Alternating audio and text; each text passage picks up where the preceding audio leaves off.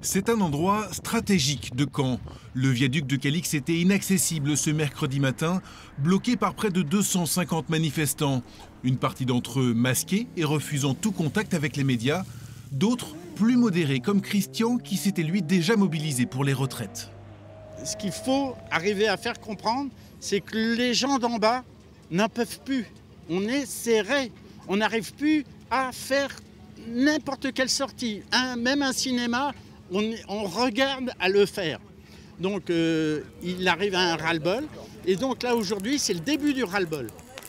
Comme lors du mouvement des Gilets jaunes, le but est de bloquer l'économie. 18h, manif.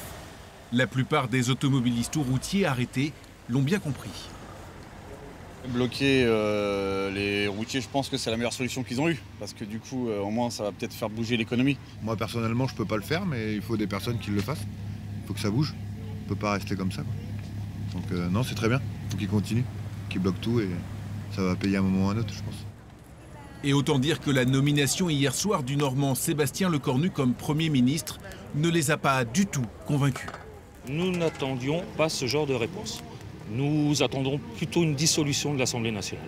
En fait, la Macronie est toujours en place et nous allons sur une politique libérale, ultralibérale, qui va pénaliser un certain nombre de Français.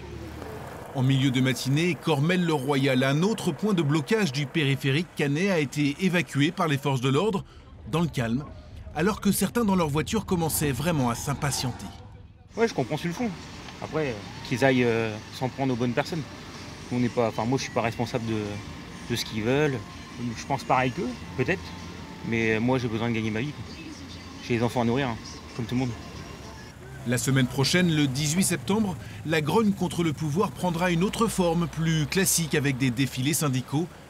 Mais il n'est pas exclu que de nouveaux blocages soient organisés.